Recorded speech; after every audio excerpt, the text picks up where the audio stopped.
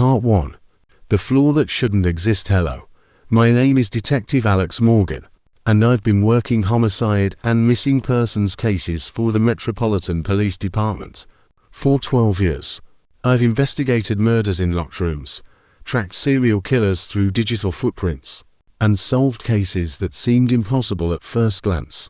But nothing in my career prepared me for what I discovered at the Meridian Tower, 40-story glass and steel monument to corporate power in the heart of the financial district, where an elevator occasionally stops on a floor that doesn't exist, and the people who step out are never quite the same again. The case began on a cold November morning when I received a call from Captain Sarah Chen. Her voice carried an unusual tension that immediately put me on alert. "Alex, I need you to come to my office. We have a situation that doesn't make sense, and I need your particular skill set." 20 minutes later, I sat across from her desk while she pulled up files on her computer. 3 weeks ago, Jennifer Walsh, a senior analyst at Blackstone Financial, went to work at the Meridian Tower and never came home. Her husband reported her missing after 48 hours. We checked the building's security footage, interviewed co-workers, ran all the standard protocols, and I prompted, and we found her 2 days later. She walked into her house like nothing had happened, but her husband says she's different. She doesn't remember the past 5 years of their marriage, doesn't remember their anniversary trip to Paris, doesn't remember buying their house, doesn't remember her father's death 3 years ago. It's like those 5 years have been erased from her memory.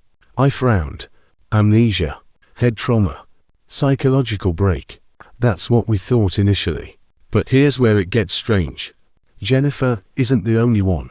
Over the past 6 months, 7 people who work in the Meridian Tower have experienced similar episodes.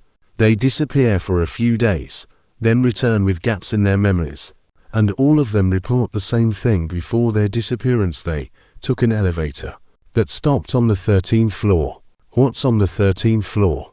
Captain Chen's expression was grim. According to the building plans, nothing. The Meridian Tower was built in 1998, and like many buildings, it skips the 13th floor due to superstition.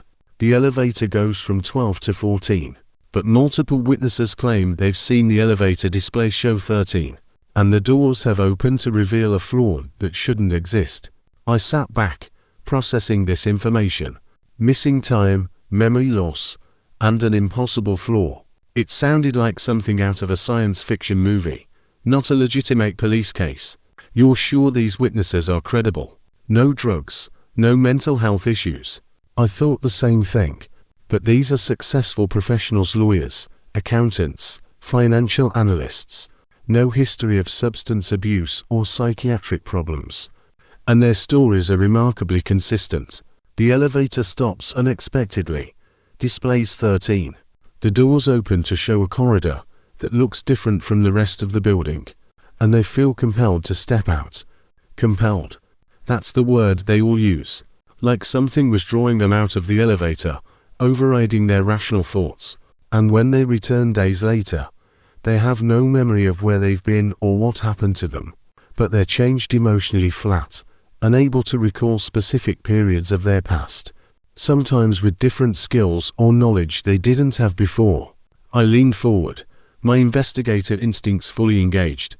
I want to interview these people, all 7 of them, and I want to visit the Meridian Tower, examine the elevator systems, talk to building management and security. I was hoping you'd say that.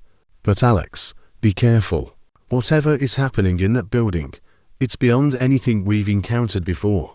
And if there really is a 13th floor that doesn't exist in any official records, we need to find out what's on it and who's operating it. That afternoon, I drove to the Meridian Tower. It was an impressive structure, 40 stories of reflective glass that caught and bent the sunlight, creating an almost hypnotic effect.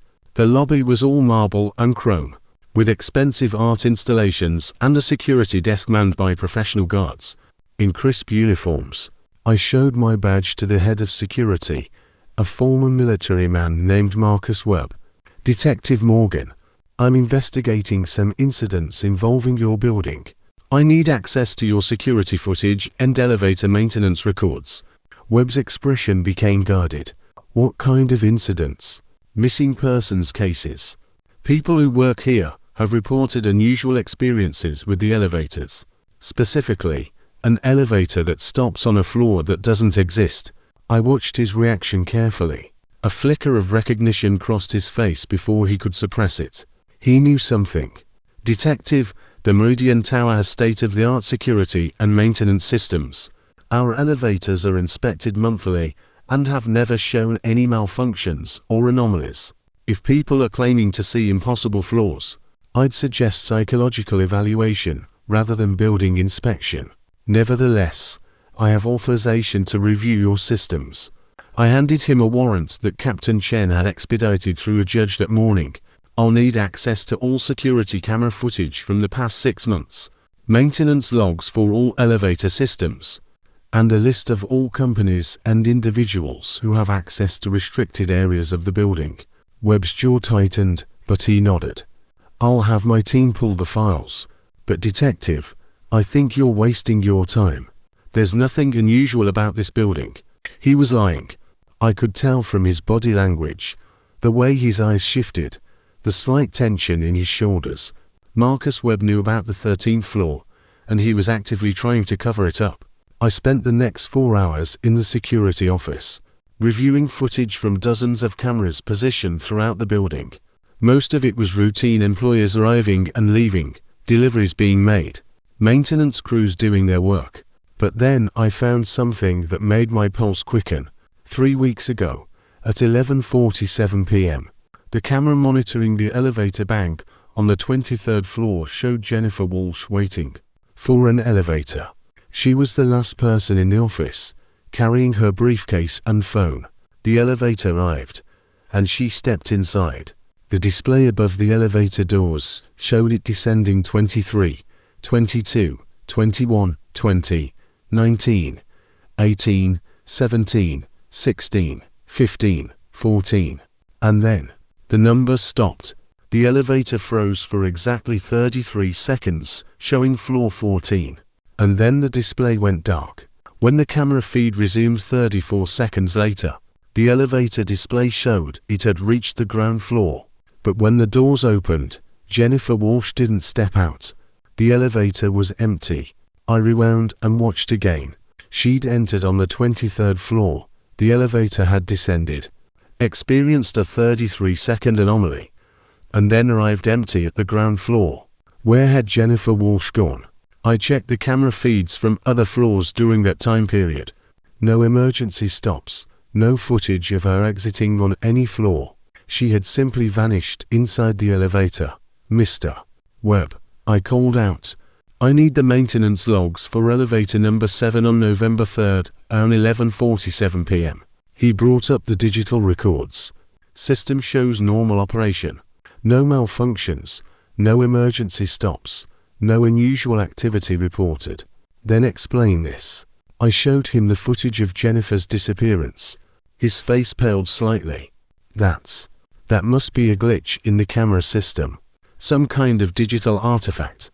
For 33 seconds, and she disappears. I shook my head. I don't think so. What's really going on in this building, Mr. Webb? He stood abruptly. I think you should leave, Detective. If you have further questions, contact our legal department. I have a warrant. I'm not leaving until I've completed my investigation. Your warrant covers security footage and maintenance records, which we've provided. It doesn't authorize you to harass our security staff or make baseless accusations. If you want to continue, you'll need to expand your legal authorization. He was right. Technically, I'd pushed as far as I could for now. But I'd learned something important. Marcus Webb was protecting something, and that something was connected to the 13th floor. I left the building and immediately called Captain Chen. I need expanded authorization to investigate the Meridian Tower. I need access to building plans, construction records, ownership documents, and I need the authority to conduct a physical search of the premises. What did you find? Evidence that people are vanishing inside the elevators, and security is covering it up. "Captain, there's something in that building that's not on any official records, and people are being taken there." Over the next 2 days, while waiting for expanded legal authorization, I interviewed the 7 victims who'd experienced the 13th floor phenomenon. Their stories were remarkably consistent and deeply unsettling. Marcus Chen, a corporate lawyer, described it this way: "I was working late, took the elevator down to leave. On the 15th floor, the elevator slowed, then stopped. The display showed 13. I thought it was a malfunction, but then the doors opened. The corridor beyond looked different, darker, with different lighting, walls that weren't the standard office decor, and I felt this pull, like something was calling me to step out. I didn't want to, but my legs moved on their own. I walked into that corridor, and then, nothing. Next thing I remember, I'm waking up in my apartment 3 days later with my wife crying over me. She said I'd been missing, but I don't remember those 3 days at all. And when I tried to think about my daughter's wedding 2 years ago, I couldn't remember it. That entire year was just gone from my mind." Sarah Kim, a financial analyst, had a similar story. "The elevator stopped on 13. I know it sounds crazy, but I saw it, the number 13 on the display, clear as day. The doors opened to a hallway I'd never seen before, and I felt compelled to walk out, like something was overriding my will. I remember stepping into the corridor, seeing doors along the walls, and then everything goes black. When I came to, 4 days had passed, and I couldn't remember the past 3 years. My entire time at Meridian Tower, my promotion, projects I'd worked on, all gone. My boss showed me reports I'd written, presentations I'd given, and I had no memory of any of it. The pattern was clear. The 13th floor existed. People were being taken there against their will, and they were returning with edited memories, specific time periods erased from their minds, as if those years had never happened. But why? What possible purpose could there be in abducting people and erasing their memories? And who had the technology and authority to operate such a facility inside a major office building, without anyone knowing? I decided to stake out the Meridian Tower myself, watching the elevators during late evening hours when the building was mostly empty. On the 3rd night, at 10:23 p.m., I witnessed something that confirmed my worst suspicions. I was positioned in a coffee shop across the street, with a clear view of the building's elevator bank through the glass walls. A man in a business suit waited for an elevator on what appeared to be the 18th floor. The elevator arrived, he stepped in, and I watched through my telephoto lens as the floor indicator above the elevator descended. 18, 17, 16, 15, 14, and then the display flickered.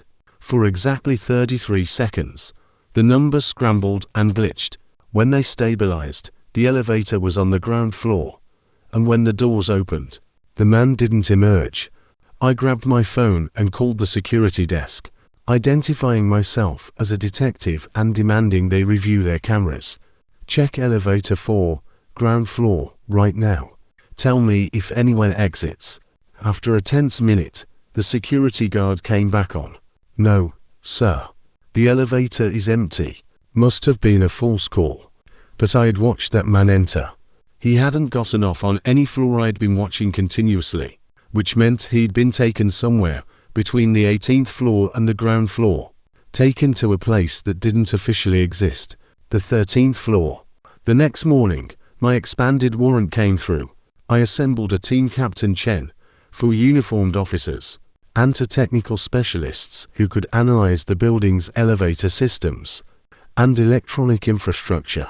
We arrived at the Meridian Tower at 8 a.m. with legal authorization to conduct a comprehensive search of the premises. Marcus Webb met us in the lobby, flanked by 2 corporate attorneys. "Detective Morgan, I must protest this intrusion. The Meridian Tower houses sensitive financial institutions. Your presence could disrupt business operations, and your building is connected to multiple missing persons cases and possible kidnappings." I interrupted. "We will be conducting a floor-by-floor search, examining all elevator systems, and investigating any spaces not shown on official building plans. You can cooperate, or you can be charged with obstruction of justice. Your choice. The attorneys exchanged glances with Webb. Then one of them stepped forward. We'll cooperate, but we'll be monitoring your activities to ensure you stay within the bounds of your warrant. We started with the elevator systems. Our technical specialists, Dr. James Park and engineer Lisa Rodriguez, examined the control mechanisms and software running the elevators. What they found was immediately suspicious. Detective Dr. Park called me over to the control panel. Look at this. The elevator system has a secondary program running underneath the primary one. It's sophisticated, hidden in the base code where regular maintenance crews wouldn't think to look. This secondary program can override normal operations and divert specific elevators to a floor. That's not in the standard programming. Can you tell where it diverts them? Lisa Rodriguez pulled up diagnostic screens. The code references a floor between 12 and 14, but it's masked in the system architecture. Whoever designed this knew exactly what they were doing. This is military-grade encryption and security. Can you override it? Make an elevator stop on that hidden floor? Possibly, but it might trigger security protocols we don't know about. Whoever is operating the 13th floor would be alerted that we're trying to access it. I considered the options. We could try to access the floor directly and risk alerting whoever was running this operation. Or we could continue investigating through conventional means and risk them destroying evidence. Or relocating. Do it, I decided. Override the system and take us to the 13th floor. Whatever is up there, I want to see it. Dr. Park and Lisa worked on the elevator control panel for 20 minutes, bypassing security layers and working around encrypted safeguards. Finally, Lisa looked up. I think we've got it. Elevator 7 should respond to our commands now. When you enter and press the emergency override sequence, it should take you to the hidden floor. I gathered my team. Stay alert. We don't know what we're walking into. Full protocol badges visible. Weapons ready but holstered unless there's a direct threat. Our priority is to document everything we see and identify who's responsible for this operation. We entered elevator 7. The doors closed, and I pressed the emergency override sequence Lisa had programmed. 1313 stop. For a moment, nothing happened. Then the elevator lurched slightly and began to rise. The floor indicator showed numbers climbing 8, 9, 10, 11, 12 and then, instead of jumping to 14, it displayed a symbol I'd never seen before. Not the number 13, but a geometric shape, almost like a stylized T. The elevator slowed and stopped. The doors opened. Beyond them was a corridor that looked nothing like the rest of the Meridian Tower. The walls were a dark grey metal, the lighting was harsh and clinical, and the floor was some kind of seamless material that absorbed sound. Security cameras were visible every few meters, clearly more sophisticated than the ones in the public areas of the building. And standing in the corridor, waiting for us as if they'd been expecting our arrival, were 3 people in white lab coats, flanked by armed security personnel in tactical gear. The lead figure, a woman in her 50s with silver hair and cold, analytical eyes, stepped forward. Detective Morgan, we've been monitoring your investigation. I'm Dr. Elizabeth Ashford, Director of the Memory Integration Research Facility. I believe we need to have a conversation about what you've discovered and what happens next. My hand moved toward my weapon. But Dr. Ashford raised a hand. There's no need for violence. You're here legally, with a warrant. I'm simply suggesting that before you proceed with your investigation, you understand exactly what this facility does and why it exists. Because once you know the truth, Detective, you'll face a choice that will define the rest of your life. I looked at my team, saw the same mixture of shock and apprehension on their faces. We'd found the 13th floor. Now we had to discover what happened here and why 7 people had been taken, stripped of their memories, and returned as hollow versions of themselves. Whatever the truth was, I had a feeling it was going to be worse than anything I'd imagined. Talk, I said to Dr. Ashford. Tell me what you're doing to people in this facility, and be aware that everything you say is being recorded. She smiled slightly, a gesture that didn't reach her eyes. Of course. Please, follow me to the conference room. What I'm about to show you will change your understanding of human consciousness, memory, and identity itself. As we followed her deeper into the 13th floor, past rooms with windows showing sophisticated medical equipment, and what looked like examination chairs with neural scanning devices, I couldn't shake the feeling that we'd crossed a threshold into something far beyond a simple criminal investigation. This wasn't just about missing persons or memory loss. This was about something fundamental to human existence being manipulated and controlled. And whoever was behind it had the resources, technology, and authority to operate in secret within one of the city's most prominent buildings. The 13th floor existed. People were being taken there and changed. Now I needed to find out who was responsible, what they were really doing, and how to stop them before more innocent people lost pieces of themselves in this impossible place. Between floors 12 and 14. Part 2. The Memory Architect's Dr. Elizabeth Ashford led us through sterile corridors lined with rooms that looked more like a cutting-edge research hospital than anything that should exist in a commercial office building. Through windows, I caught glimpses of advanced medical equipment, computer systems with displays showing what appeared to be brain scans, and examination rooms with chairs that had neural monitoring devices attached. Everything was pristine, clinical, and deeply unsettling. We entered a conference room with glass walls overlooking what appeared to be the facility's main laboratory. Inside the lab, technicians in white coats worked at stations, monitoring subjects. I counted 6 people reclined in specialized chairs, electrodes attached to their heads, their eyes closed as machines hummed around them. Before we begin, I said, pulling out my badge and recorder, I'm formally notifying you that this conversation is being recorded, and anything you say can be used as evidence. Dr. Ashford, I'm investigating multiple cases of kidnapping, unlawful detention, and assault. I need to know who authorized this facility, what you're doing to people here, and why 7 individuals have returned home with significant memory loss after disappearing into this building. Dr. Ashford settled into a chair at the head of the conference table, completely unperturbed by my formal declaration. Detective, I appreciate your dedication to due process. However, before we discuss legal matters, I think it's important you understand the scope and purpose of what we do here. What you're witnessing is the culmination of 30 years of research into human memory, consciousness, and neural plasticity. This facility exists to help people, not harm them. Help them, Captain Chen interjected, her voice sharp with skepticism. By kidnapping them from elevators and erasing years of their memories? We don't kidnap anyone, Captain.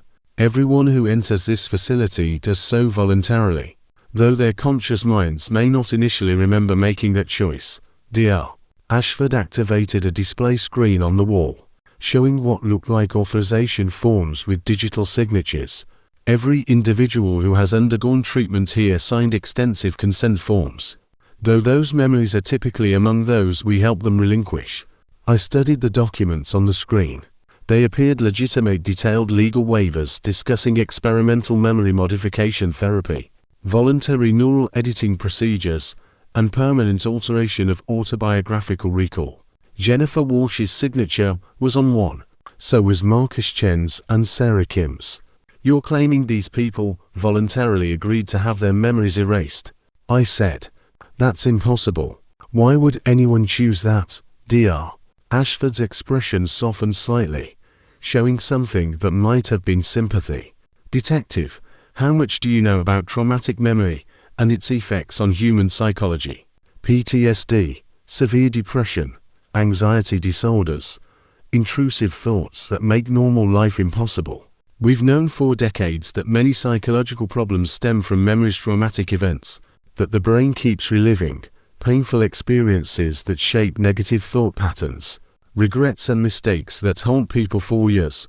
She pulled up new images on the screen, brain scans, showing areas lit up in red, Traditional therapy tries to help people cope with these memories, reframe them, learn to live with them.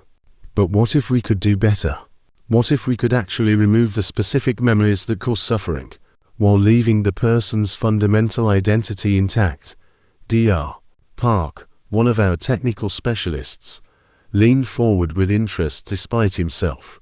You're talking about selective memory erasure. That's theoretical. The technology doesn't exist. It didn't exist, Dr. Ashford interrupted, until we developed it here. The Memory Integration Research Facility has perfected the ability to identify, isolate, and remove specific memory engrams from human neural architecture. We can take away the car accidents that gave someone PTSD, the abuse they suffered in childhood, the relationship that destroyed their ability to trust, the mistakes that haunt them in their sleep. We can give people a second chance at life, unburdened by their worst experiences. I felt my investigative instincts warring with my rational skepticism. What she was describing sounded like science fiction, but the facility around us, the equipment, the people in the lab undergoing treatment, it was all real. Even if that's true, I said carefully, it doesn't explain why your patients don't remember coming here voluntarily. It doesn't explain why they're taken from elevators without warning, and it doesn't explain why they lose years of memories, not just specific traumatic events. Dr. Ashford nodded, as if she'd been expecting this question. The memory removal process is complex and imperfect. When we extract specific traumatic memories, there's always collateral effect associated memories that are linked to the primary target get weakened or lost. If we remove the memory of an abusive relationship, we might also affect memories of that time period in general. As for the voluntary nature, we find that patients who consciously know they're about to undergo memory modification often experience severe anxiety that interferes with the procedure. So we use a trigger mechanism when someone is ready for treatment. They're given a post-hypnotic suggestion when they enter the elevator and it stops on the 13th floor. That suggestion activates, and they willingly step out and proceed to treatment. Their conscious minds don't remember making the initial choice, because that decision was made weeks or months earlier. Captain Chen stood up abruptly. This is insane. You're describing mass-scale brainwashing and memory manipulation. Even if people signed your forms, they can't consent to forgetting they gave consent. That's a logical impossibility and a clear violation of medical ethics. Ethics are relative, Captain. Dr. Ashford replied calmly. 50 years ago, people thought heart transplants were unethical. 100 years ago, the idea of vaccination was considered dangerous and immoral by many. Every major medical advancement faces ethical scrutiny until society recognizes its value. I paced the conference room, my mind racing through implications. Who funds this? Who authorized building a secret research facility inside a commercial office tower? How many people have been treated here? Dr. Ashford pulled up another screen showing organizational charts and funding sources. The facility is privately funded by a consortium of medical research foundations, technology companies, and philanthropic organizations interested in advancing neuroscience. We have authorization from various government agencies who recognize the potential benefits of memory modification technology. As for how many people we've helped, we've successfully treated over 800 individuals in the past 5 years. 800 people, 800 individuals who'd had their memories edited, experiences erased, years of their lives removed or altered. The scope was staggering.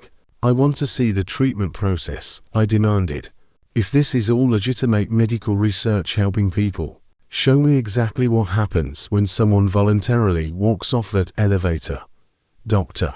Ashford considered this for a moment, then nodded. Very well. We happen to have a patient scheduled for treatment this evening. Someone who came to us months ago, begging for help with memories that were destroying their life. If you want to witness the procedure and see that we're not the monsters you think we are, you're welcome to observe. She led us to an observation room overlooking one of the treatment chambers. Inside, a woman in her early 30s sat in the specialized chair, electrodes being attached to her head by technicians. She looked calm, even peaceful, not like someone being forced into an unwanted procedure. "This is Amanda Peterson, Dr. Ashford explained. 6 months ago, she witnessed a terrorist attack that killed her fiancé. She's been suffering from severe PTSD flashbacks, panic attacks, inability to function in her daily life. Traditional therapy wasn't helping. She found us through a referral network of former patients who'd been successfully treated. She begged us to take away the memory of the attack, to let her remember her fiancé as he was in life, not as he was in death." One of the technicians spoke to Amanda through an intercom. "Ms. Peterson, are you ready to proceed? Once we begin, the memories we've identified will be permanently removed. There's no reversing the process." Amanda's voice came through speakers in the observation room. "I'm ready. I can't live like this anymore. Please, take them away. Let me remember the good times without the trauma." Dr.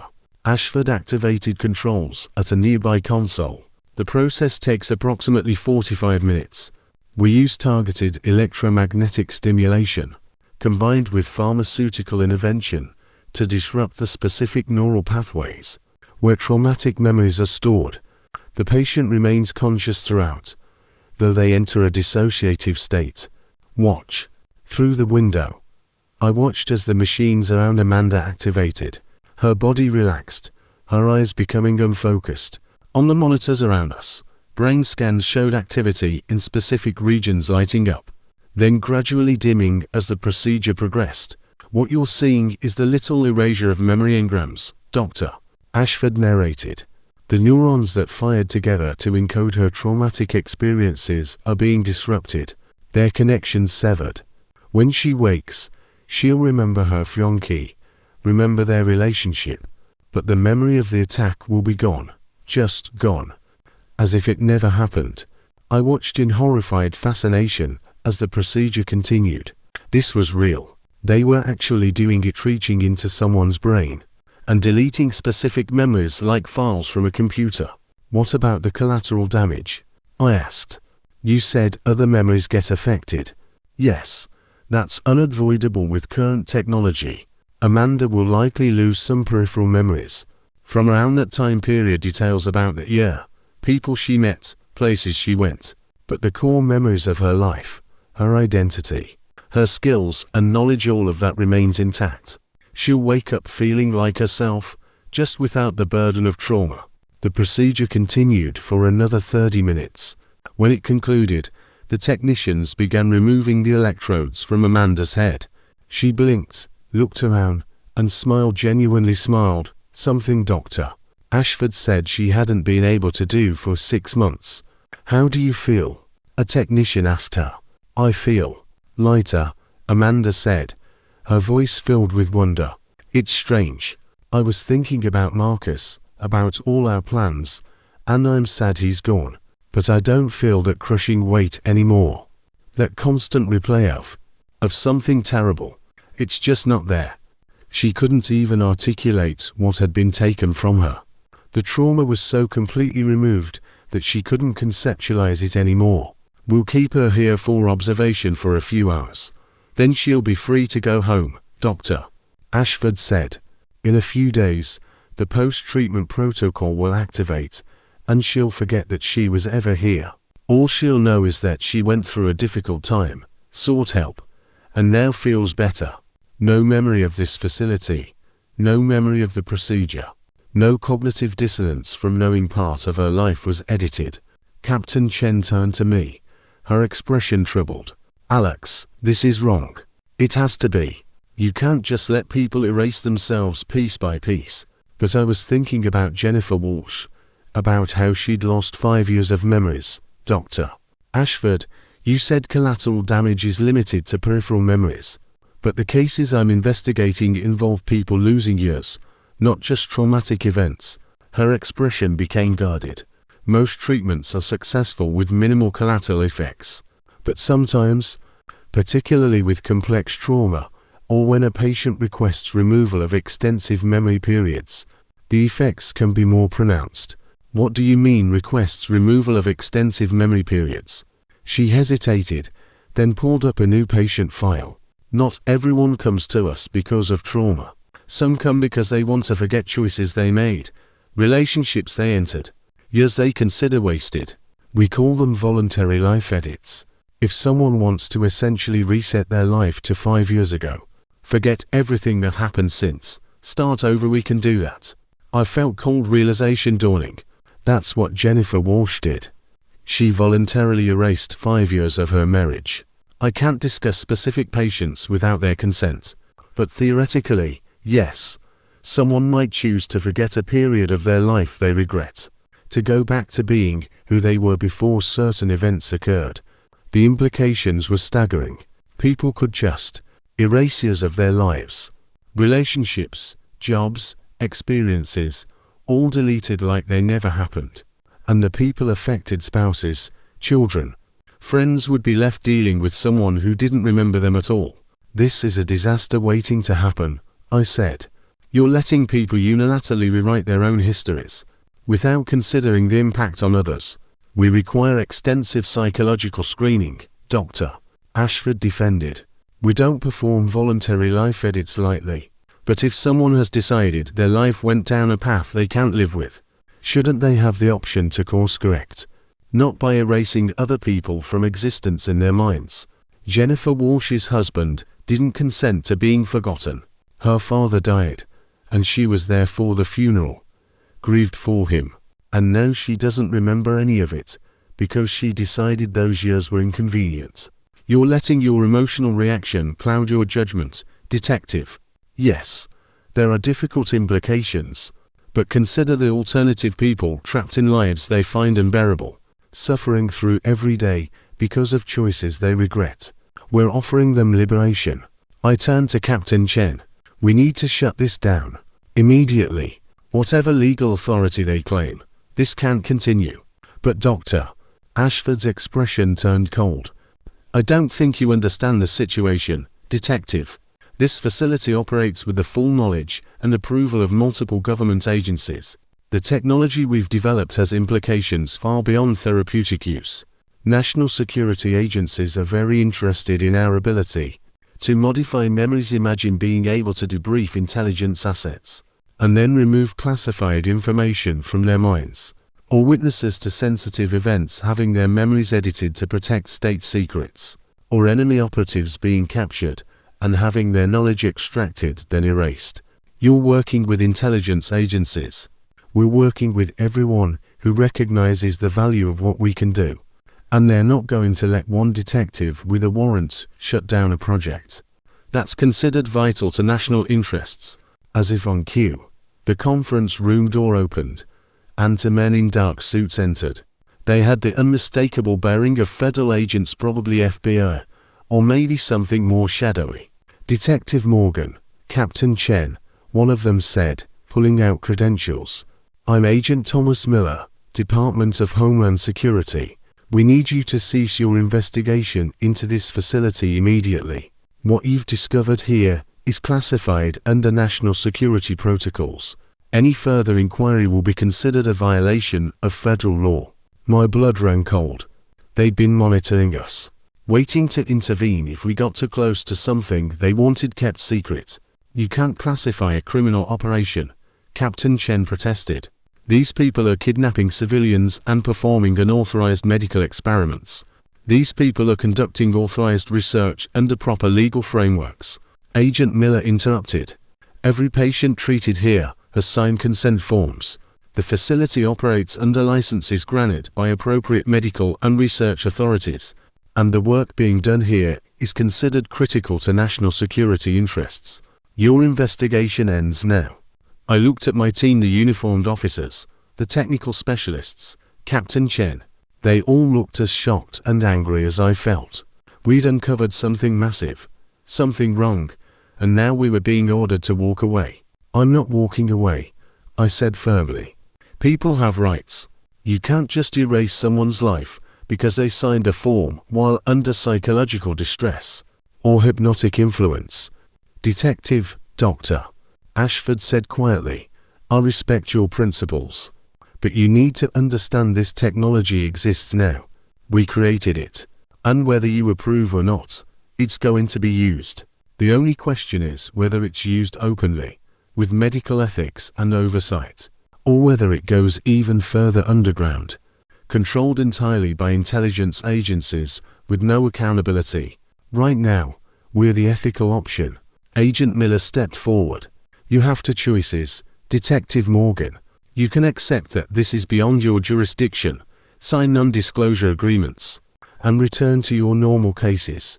Or you can continue pushing, in which case we'll be forced to invoke national security statutes that will end your career, and possibly lead to your prosecution for interfering with classified operations. Choose wisely. I stood there in that conference room on the 13th floor that shouldn't exist, surrounded by evidence of technology that could rewrite human consciousness, and I realized I was at a crossroads. I could walk away, pretend I never saw any of this, and let the memory architects continue their work, or I could fight, risk everything, and try to expose what was happening here. But even as I considered my options, I knew that fighting might be futile. If this facility had the backing of federal agencies, if memory modification technology was already being weaponized for intelligence purposes, one detective couldn't stop it, unless I found a different approach, unless I could expose this not through official channels, but by making it impossible to hide. I'll sign your non-disclosure agreement, I said finally. Agent Miller looked satisfied, but I wasn't finished. On one condition. I want full access to your patient records. I want to verify that everyone treated here truly gave informed consent, that you're not taking people against their will or manipulating them into procedures. They don't understand, Doctor. Ashford and Agent Miller exchanged glances. That's not, Miller began. Those are my terms, I interrupted. If this is all legitimate, if everyone here is truly a voluntary patient seeking help, then you have nothing to hide. Let me review the files, verify the consent procedures, and if everything checks out, I'll walk away and never speak about this facility again. But if I find evidence of coercion, manipulation, or unauthorized treatment, all bets are off. There was a long silence. Finally, Doctor. Ashford nodded. Very well, Detective. You can review our records, but it will take time. We have files on over 800 patients. You'll need to work here, in this facility, under supervision. And once you're satisfied that we're operating ethically, you'll sign the non-disclosure agreement and leave. Agreed? Agreed. Captain Chen pulled me aside. Alex, what are you doing? You can't trust them. They'll show you sanitized records, edited files, whatever they need to convince you everything is fine. I know, I whispered back, but being inside the facility, having access to their systems, even under supervision that gives me opportunities, I'll find something I can use to expose this if needed. She looked at me with worry. And if they decide you're a threat, if they decide the easiest solution is to just edit your memories, make you forget you ever found the 13th floor. The thought had occurred to me, but I couldn't back down now. Then you'll remember, you and the team. If I suddenly come back claiming I don't know anything about this, you'll know what happened. Agent Miller overheard us. Captain Chen, you and your team will be signing non-disclosure agreements as well, today. And Detective Morgan will be working alone on this review. No backup, no support staff. Those are our terms. I spent the next 3 days living on the 13th floor, sleeping in a small room they provided, reviewing hundreds of patient files under the watchful eyes of Dr. Ashford and her staff. The files were incredibly detailed: initial consultations, psychological assessments, consent forms, treatment plans, post-procedure evaluations, and at first glance, everything seemed legitimate. Patients describing traumatic experiences they desperately wanted to forget, multiple counseling sessions where the memory modification option was explained, legal documents signed and witnessed, post-treatment follow-ups showing improved mental health outcomes. But as I dug deeper, I started noticing inconsistencies, small things that didn't quite add up. Patient 247, David Huang, had come in seeking treatment for PTSD from a car accident, but his initial intake forms showed he'd been referred by his employer technology company, called Nexus Industries. The referral note mentioned performance issues and need for behavioral correction. Patient 312, Laura Stevens, wanted to forget an abusive relationship, but her employment records, which I found cross-referenced in another file, showed she'd worked as a research assistant at a biotech lab. Her treatment coincided exactly with her company being investigated for safety violations. After her memory modification, she couldn't remember anything about her work during that period. Patient 389, Richard Cole, a journalist who'd been investigating corporate corruption, came in voluntarily seeking treatment for anxiety, but his treatment notes showed that specific memories about his investigation were targeted for removal, not just his anxiety symptoms. The pattern became clear. Yes, some patients were genuine people with real trauma seeking legitimate help, but others were being used. Employees who knew too much having their knowledge erased. Witnesses to crimes forgetting what they'd seen. Whistleblowers losing the memories that made them dangerous to powerful interests. I documented everything I could, taking mental notes since they'd confiscated my phone and recording devices. On the third night, while the facility was running on minimal staff, I made my move. I'd noticed that Dr. Ashford's office terminal remained logged in even when she wasn't present to security oversight. That seemed out of character for such a paranoid operation. I slipped out of my assigned room at 2 a.m., disabled the hallway camera by triggering a minor electrical fault I discovered earlier, and entered her office. The terminal had access to everything, not just patient records, but financial transactions, communications with government agencies, research data, and most damning of all, a secondary set of files labeled non-voluntary intervention cases. I opened the files with trembling hands. Inside were records of people who hadn't signed consent forms, people who'd been brought to the facility against their will, either unconscious or under chemical restraint, political activists who'd been arrested on false charges, and had their memories of protest organization erased, witnesses to crimes committed by powerful individuals, their memories edited to remove incriminating knowledge. This wasn't a medical facility, it was a weapon, a tool for social control, for silencing dissent, for protecting the powerful by erasing evidence from the minds of those who might expose them. I needed to copy these files, get them out somehow, but I had no devices, no way to transfer data, unless I looked at the facility's backup systems. Everything was being continuously backed up to external servers for redundancy and disaster recovery. If I could trigger a backup to an external location I controlled, I heard footsteps in the corridor. Someone was coming. I quickly logged out of Dr. Ashford's terminal and slipped into a storage closet adjacent to her office. Through the crack in the door, I watched as a security guard did his rounds, checking offices and labs. After he passed, I emerged and returned to my assigned room, my mind racing. I couldn't copy the files directly, but I'd seen enough to know the truth. This facility wasn't about helping people, it was about controlling them. The next morning, I told Dr. Ashford I'd completed my review and was ready to sign the non-disclosure agreement. You were right, I lied. The consent procedures are thorough, the patients are voluntary, and the work you're doing has legitimate therapeutic value. I apologize for my initial suspicions. She studied me carefully, her analytical gaze searching for deception. You're certain? You're satisfied with what you've seen? Completely.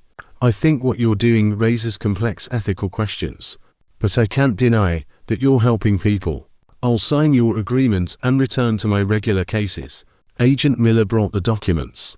Standard non-disclosure agreement, pages of legal language about classified information, penalties for violation including imprisonment. I signed every page, knowing the entire time that I was planning to violate it the moment I left the building. One last thing, Dr. Ashford said as I prepared to leave. We'd like to offer you a treatment session. Complimentary, of course. You've been through a stressful investigation. Discovered information that must be difficult to process. We could help you. Cope with what you've learned. Remove the burden of this knowledge that you can never share. It was a trap. They didn't trust me. They wanted to erase my memories of the facility. Make me forget I'd ever found the 13th floor. That's very generous, I said carefully. But I don't think I need that. I'm comfortable with what I've learned here. I insist, Doctor, Ashford said, and her tone made it clear this wasn't a request. Consider it a condition of your departure. We need to be certain that you won't accidentally reveal classified information, even in casual conversation or through subconscious tells. A simple memory adjustment will ensure that you can keep your word. About the non-disclosure agreement, Agent Miller nodded. It's standard protocol, Detective. Anyone who's been exposed to classified operations undergoes memory verification procedures. Surely you understand. I understood perfectly. They were going to erase my investigation from my mind, make me forget everything I discovered. I'd walk out of this facility with no memory of the 13th floor, no knowledge of the memory modification technology, no evidence of the crimes being committed here. And if I refuse, then we'll have to assume you're planning to violate your non-disclosure agreement, Miller said coldly, which means you'll be detained indefinitely under national security statutes. So I strongly suggest you cooperate, Detective. I was trapped. If I refused, they'd lock me up. If I agreed, they'd erase my memories and I'd lose everything I'd discovered. There had to be another option. How long does the procedure take? I asked, stalling. About 90 minutes, Doctor, Ashford replied. You'll be conscious throughout, and when it's done, you'll remember your investigation up until the point where you determine there was no wrongdoing. At the Meridian Tower, the discovery of the facility, your time here. Everything you've learned, all of that will be removed. You'll simply recall concluding your investigation and moving on to other cases. They led me to one of the treatment rooms. The same specialized chair I'd seen Amanda Peterson sitting in. The same electrode arrays and neural scanning equipment. Technicians began prepping the equipment while Dr. Ashford reviewed the procedure on a tablet. We'll need you to change into a hospital gown, a technician said. Remove all personal items and place them in this locker. As I changed, I noticed something. The locker had a small maintenance panel on the back, probably for electrical access. And inside the panel, barely visible, was a network port. An idea formed. Desperate, probably impossible, but it was all I had. I need to use the bathroom first, I said. Before we start. The technician looked annoyed but nodded. Make it quick. The preparation window is time sensitive. I went to the adjacent bathroom, the only place in the facility without surveillance cameras. Inside, I worked quickly. I still had my detective's badge. They'd let me keep it since it was technically just an ID. But the badge had a magnetic strip for accessing secure police facilities, and that strip could store small amounts of data. I'd noticed that the facility's network ports use standard connectors. If I could access that port in the locker, interface my badge's magnetic strip with the system somehow, I might be able to copy a small amount of critical data. It was a long shot. I wasn't a hacker, and I had no proper equipment. But I had to try. I returned to the treatment room. I'm ready, I said, and began placing my personal items in the locker, as instructed. While the technician's back was turned, adjusting equipment, I opened the maintenance panel, exposing the network port. I needed something conductive, something that could bridge the badge's magnetic strip to the port's pins. I glanced around desperately and spotted a paperclip, holding some documents together on a nearby desk, working by feel. Since I couldn't look at what I was doing without attracting attention, I bent the paperclip into a crude connector, positioned my badge's strip against the network port, and hoped that the facility's automated backup systems would detect what looked like a legitimate storage device and dump data to it. It was probably futile. The badge's strip could only hold a few kilobytes of data, barely enough for a few documents. But maybe, just maybe, I could get something. Enough to prove the facility existed. Enough to start a real investigation after my memories were erased. "Detective Morgan, we're ready, Doctor," Ashford called out. I closed the locker panel and sat in a treatment chair. Technicians began attaching electrodes to my head, and I felt cold fear spreading through my body. This was it. In 90 minutes, I would forget everything. The 13th floor, the memory modification technology, the evidence of coercion and abuse, all of it would be gone from my mind. "Try to relax, Doctor," Ashford said, her voice taking on a softer, almost hypnotic quality. "This will be easier if you don't resist. Just let the process happen. Let go of what you've learned here. Let it fade away like a dream you can't quite remember." The machines activated. I felt a strange sensation, like pressure building inside my skull. On the monitors around me, I could see my own brain scan, regions lighting up as the system mapped my neural activity. "Beginning memory excision in Sector 7 Alpha," a technician announced, targeting episodic memories from the past 72 hours related to facility discovery and classified information exposure. I felt something shifting in my mind, like memories becoming distant and unclear. I tried to hold on to what I knew: the 13th floor, the patient files, the evidence of non-voluntary treatments, but the details were already becoming fuzzy. And then something went wrong. Alarms started blaring, and the machines around me powered down abruptly. Red emergency lights flickered on, and Dr. Ashford's calm demeanor shattered. "What happened?" she demanded. "System failure," a technician reported, panic in her voice. "The main processing core just crashed. Backup systems aren't responding. We've lost control of the memory modification protocols, Doctor." Ashford checked the monitors, her face going pale. "The network. Someone's accessing our network. There's a massive data exfiltration in progress." They looked at me, and I saw realization dawning on their faces. Somehow, impossibly, my desperate attempt with the badge and paperclip had worked, not just as a storage device, but as a bridge. The facility's systems had detected an external connection and were automatically backing up data to what they thought was a legitimate storage location. But the badge couldn't hold that much data, which meant the backup was failing, causing cascading system crashes throughout the facility. "Shut it down, Doctor," Ashford shouted. "Disconnect all external connections." But it was too late. The damage was done. The facility's entire network had crashed, taking with it the memory modification systems, the patient monitoring equipment, and most importantly, the security systems. In the treatment rooms throughout the facility, patients who'd been undergoing procedures started waking up prematurely, confused and disoriented. Alarms blared as backup power struggled to maintain life support systems. And in the chaos, as staff rushed to deal with the crisis, I saw my opportunity. I ripped the electrodes from my head and stood up. Still dizzy from the partial memory modification attempt, my mind felt strange. Some memories fuzzy, while others remained crystal clear. But I knew I had to move now, while security was distracted. "Stop him," Agent Miller shouted, but the facility was in complete disarray. I ran for the elevator, praying it would still function on emergency power. Behind me, I heard shouting, footsteps pursuing. I reached the elevator bank and desperately pressed the call button. The doors opened, not to a normal elevator, but to one showing that strange geometric symbol instead of a floor number.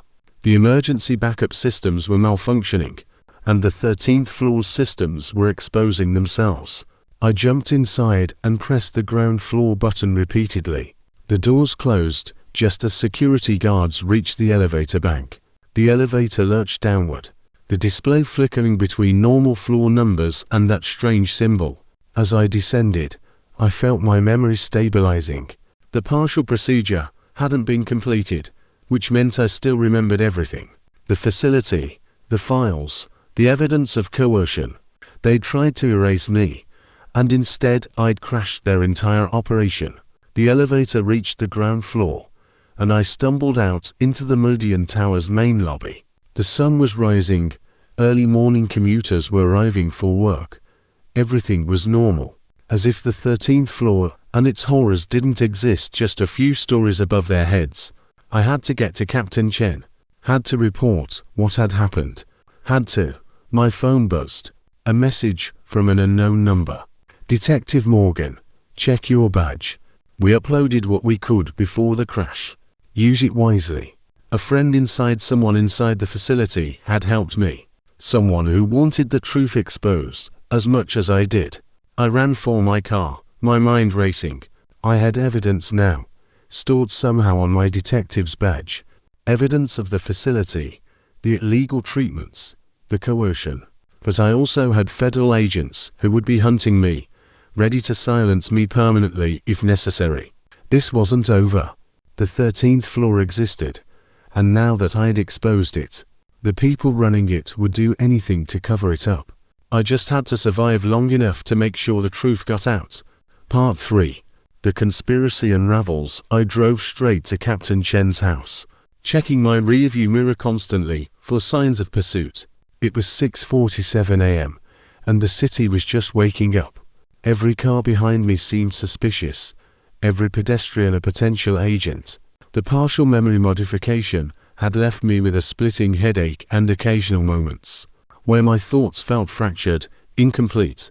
But I remembered the important parts: the facility, the evidence, the truth about what was happening on the 13th floor. Captain Chen answered her door in a bathrobe, coffee in hand, shock spreading across her face when she saw me. Alex, what are you doing here? I thought you were still at the facility undergoing the records review. They tried to erase my memories, I said, pushing past her into the house. Trap me in that chair, wipe out everything I discovered. The whole non-disclosure agreement was a setup. But something went wrong. I accidentally crashed their systems, and I got out. She closed the door quickly, locking it. Jesus. Are you okay? You look, I'm functional. But we don't have much time. They'll be coming for me, and probably for you too once they realize I made contact. I need you to help me get this information out before they can silence both of us. I pulled out my detective's badge and showed her the magnetic strip. Someone inside the facility uploaded data to this before their systems crashed. I don't know how much, or if it's even readable, but it might be enough to prove everything. Chen grabbed her laptop and a magnetic strip reader she used for reviewing evidence from financial crimes. Let's see what you've got. She swiped the badge through the reader. For a long moment, nothing happened. Then files started appearing on her screen, dozens of them, compressed and encrypted but intact. Patient records, financial transactions, communication logs, and most damning of all, video files showing people being brought to the facility unconscious, without consent. This is it, Chen breathed. This is proof of everything. Alex, this could bring down the entire operation. It could also get us killed. These people have federal backing, unlimited resources, and the technology to make anyone forget anything. We need to get this information to people who can protect themselves and us. Journalists, civil rights lawyers, maybe even foreign press who aren't subject to U.S. national security gag orders. Chen was already making copies, distributing the files to multiple secure locations. I'm sending this to every contact I trust. ACLU, investigative journalists, congressional oversight committees. They can try to stop one person, but they can't stop everyone. My phone rang. Unknown number. I answered cautiously. Detective Morgan. It was Dr. Ashford's voice, cold and controlled. That was quite a spectacular escape. You've caused us considerable inconvenience. Good. You deserve far worse than inconvenience for what you've been doing to people. I'm calling to offer you a deal. Return the data you stole, surrender yourself for memory modification, and we'll overlook your breach of the non-disclosure agreement. Refuse, and we'll be forced to take more aggressive measures. Aggressive measures? You mean like erasing me completely? Making me forget my own name? Or maybe just making me disappear entirely? We'd prefer not to be dramatic, detective. But you need to understand the work being done at our facility is vital to national security. The technology we've developed will reshape intelligence gathering, witness protection, even criminal rehabilitation. You're standing in the way of progress because you don't understand the bigger picture. I understand plenty. You're using memory modification to silence whistleblowers, protect corrupt officials, and experiment on people without genuine consent. That's not progress, that's tyranny. Such a limited perspective, Dr. Ashford sighed. Very well, Detective. We tried to resolve this peacefully. What happens next is on you. The call ended. I looked at Captain Chen. They're coming. We need the power in her house cut out. Not just the lights, everything. Electronics, heating, even her battery-powered emergency radio went dead. I recognized it immediately, an electromagnetic pulse, targeted and precise. They're here, Chen whispered. Through the window, I saw black SUVs pulling up outside. Men in tactical gear emerged, professional and efficient. This wasn't a police response or even FBI. This was a private military contractor. The kind that operates in grey legal zones with authorization from agencies that officially don't exist. Back door, I said. Now. We ran through her house as the front door exploded inward. I heard shouting behind us, footsteps pounding. Chen grabbed a go bag she kept for emergencies. Every good cop has one, and we burst out the back door. Into her yard. A drone hovered overhead, small and nearly silent, tracking our movements. Of course they had aerial surveillance. They'd planned this operation carefully. We vaulted the fence into her neighbor's yard, running between houses. I heard the tactical team behind us, communicating through headsets, coordinating their pursuit. Professional, inevitable. Split up, Chen said. They can't follow both of us. You get the data out, I'll lead them away. Sarah. No, that's an order. Detective. This is bigger than both of us now. Make sure the truth gets out. She ran left while I went right, and I heard the pursuit split as well. But I knew Sarah had bought me only minutes at best. I ran for 3 blocks, my lungs burning, legs aching. I needed to get to somewhere public, somewhere with witnesses and cameras, somewhere they couldn't just make me disappear. The subway. Morning rush hour would be starting soon. Hundreds of witnesses, security cameras everywhere. I could lose myself in the crowd, find someone to trust with the data. I descended into the subway station, badging through the turnstile with my detective's credentials. The platform was moderately crowded, early commuters, people heading to opening shifts, students going to morning classes. I tried to blend in, keeping my head down. But then I saw her, a woman in a business suit, holding a briefcase, waiting for the train. Something about her triggered a memory. I'd seen her before. In the facility. She'd been one of the technicians working in Dr. Ashford's lab. She looked directly at me, and I saw recognition in her eyes. She reached into her briefcase. I didn't wait to see what she was pulling out. I ran along the platform, pushing through commuters, drawing angry shouts. Behind me, I heard more footsteps, multiple pursuers now, closing in. The tunnel ahead showed lights approaching. A train was coming. If I could just hold out until it arrived. Get on and disappear into the subway system. Someone grabbed my arm. I spun, ready to fight, and found myself face to face with a young man in a maintenance uniform. His grip was strong, professional, the grip of someone trained in combat. Detective Morgan, he said quietly, you need to come with me, now, before they get to you. Who are you? Someone who wants to help. There are people inside the facility who don't agree with what's being done. We've been waiting for someone like you. Someone from outside who could expose the truth. But you're going about it the wrong way. You can't fight them directly, they're too powerful. You need a different strategy. I looked back. The woman in the suit was approaching, and she wasn't alone. 2 more figures in tactical gear had entered the platform from different angles. Why should I trust you? Because I'm the one who uploaded the files to your badge. Because I risked everything to get you that evidence. And because if you don't come with me right now, you'll be in a treatment chair within the hour. And this time they won't make mistakes. The train pulled into the station. Doors opened. Commuters flooded out while others tried to board. Last chance, the young man said. Trust me, or take your chances alone. I made a split-second decision. Lead the way. He pulled me into the crowd boarding the train, and we squeezed into the packed car just as the doors closed. Through the window, I saw the woman in the suit and the tactical team reaching the platform too late. As the train pulled away, the young man finally released my arm. My name is Eric Chen. I've been working at the facility for 2 years, maintaining their computer systems, and I've been documenting everything, waiting for the right moment to act. Why help me? Because 3 months ago, they brought in my sister. She was a journalist investigating corporate pollution. She got too close to something important, and powerful people wanted her silenced. They didn't kill her, that would have been too obvious. Instead, they erased 5 years of her career from her memory. 5 years of investigations, sources, evidence, all gone.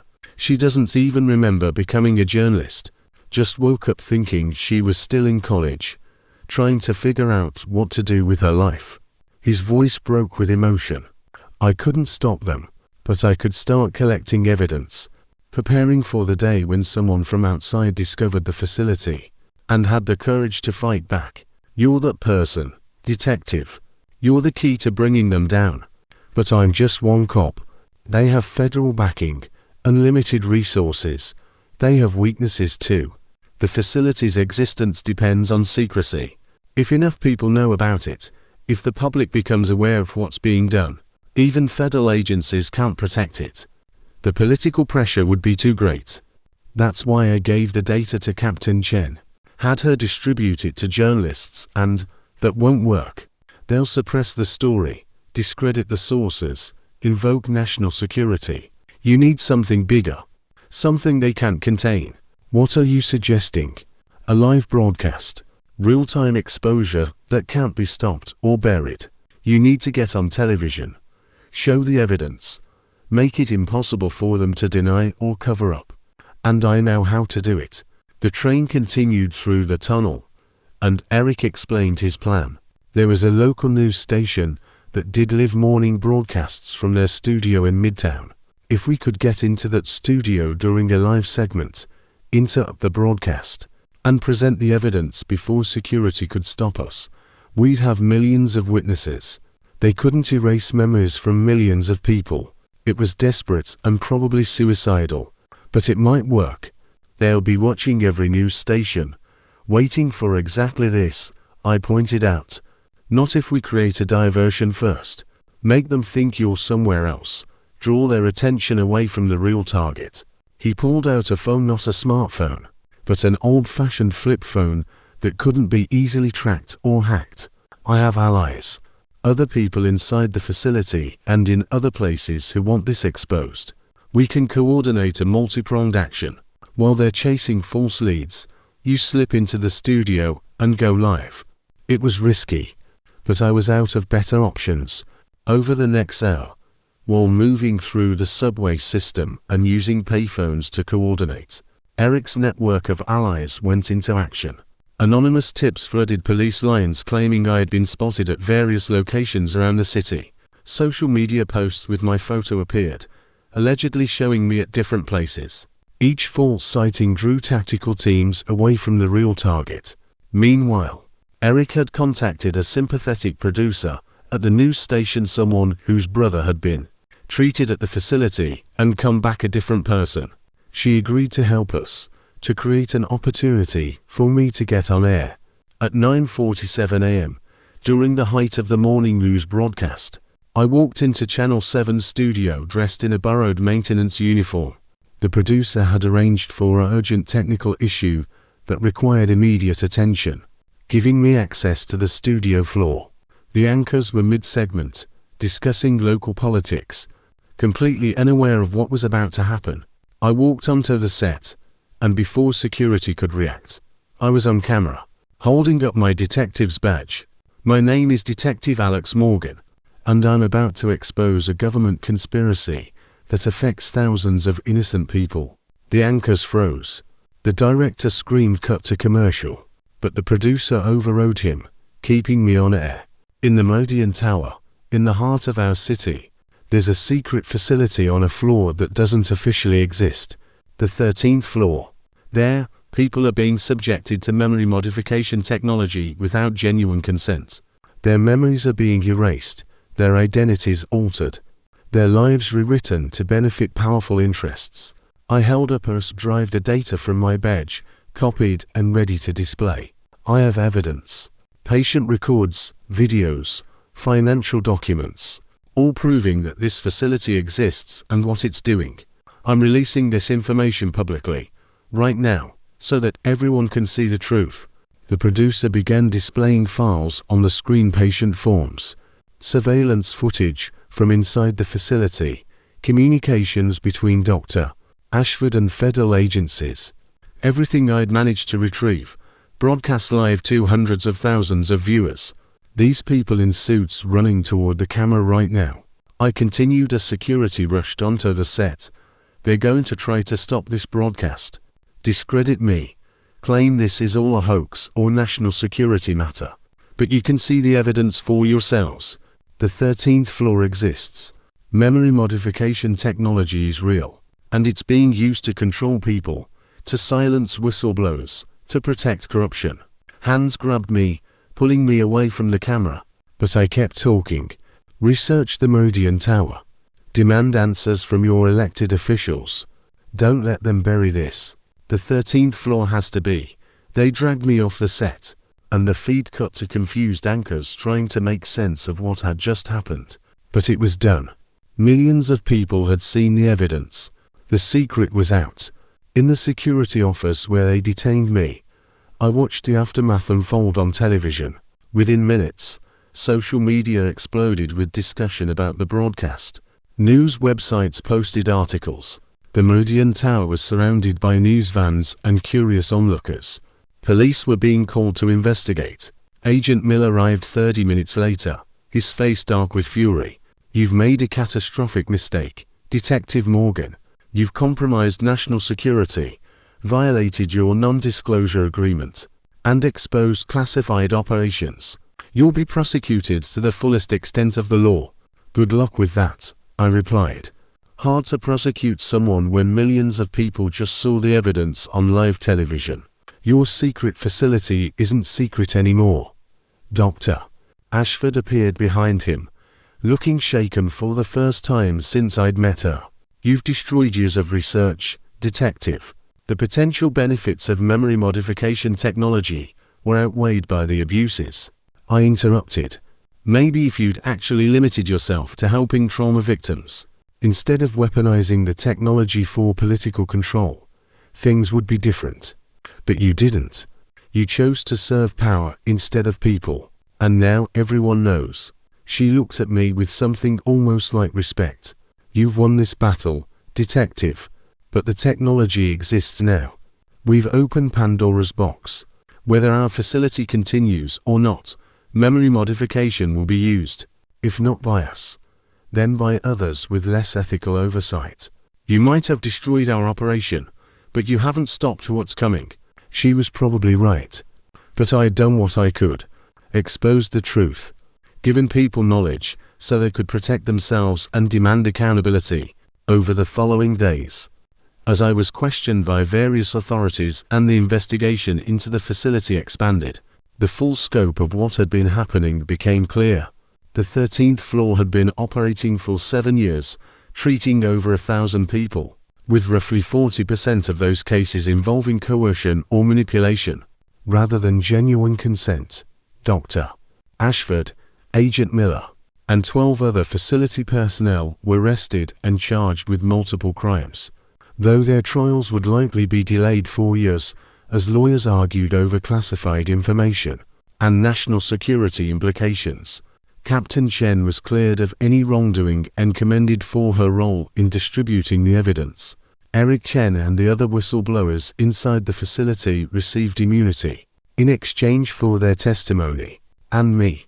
I was suspended pending investigation, then eventually reinstated after the public outcry made it politically impossible to punish the detective who'd exposed the conspiracy. But the story wasn't over. Dr. Ashford had been right about one thing: the technology existed now.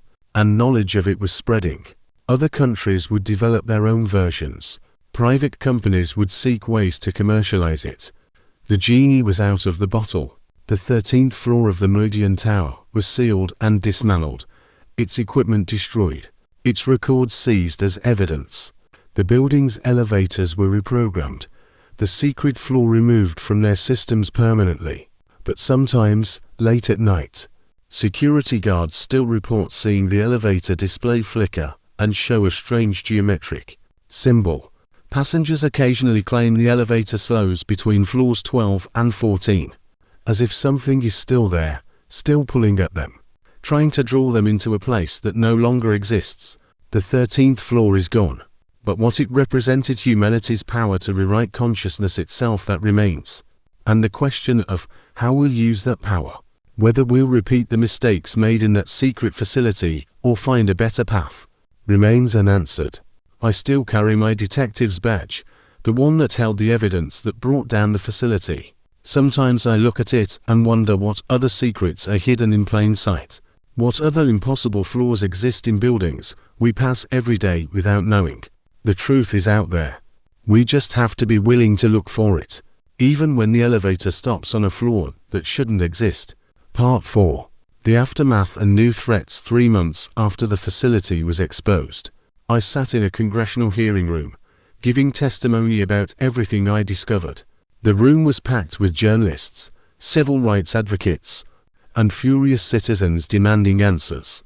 The hearing was being broadcast live, and this time there was no one to cut the feed or invoke national security to stop the truth. Detective Morgan, Senator Patricia Williams addressed me from the committee bench. You've described a facility that operated for 7 years, treated over 1,000 people, and had the backing of multiple federal agencies. How is it possible that such an operation could exist without proper oversight? Senator, the facility operated under layers of classification and compartmentalization. Different agencies knew different pieces, but no single oversight body had the complete picture. And those who did know the full scope were either benefiting from the technology, or were too intimidated to speak.